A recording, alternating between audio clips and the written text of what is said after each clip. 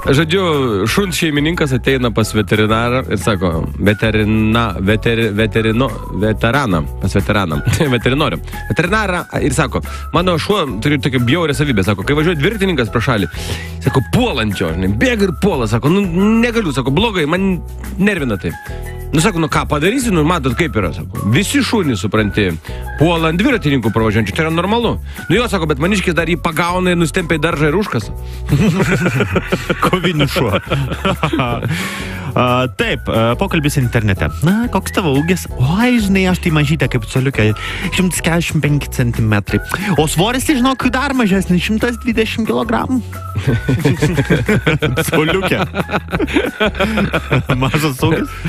Išaiškino pasirodo Britų mokslininkai, kuo moteris skiriasi nuo vyro. Vyras turi vieną tą daikčiuką, moteris gali turėti kiek norim. Va, kur esmė yra. O, sau. Meilužis tai yra mylimas vyras, kurio maitinti ir apsikabinti nebūtina.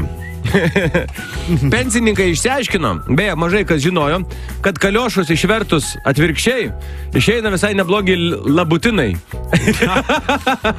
Raudoni, jo. Raudonų padu. Stomatologo kabinete gydytojas reklamuoja naują dantų pastavą, sako, imkite šitą, į puikiai išvalo dantis net sunkiai pasiekiamose vietose. Matėte reklamą per televiziją, ta pati. Tai gydytojas, aš neturiu dantų sunkiai pasiekiamose vietose.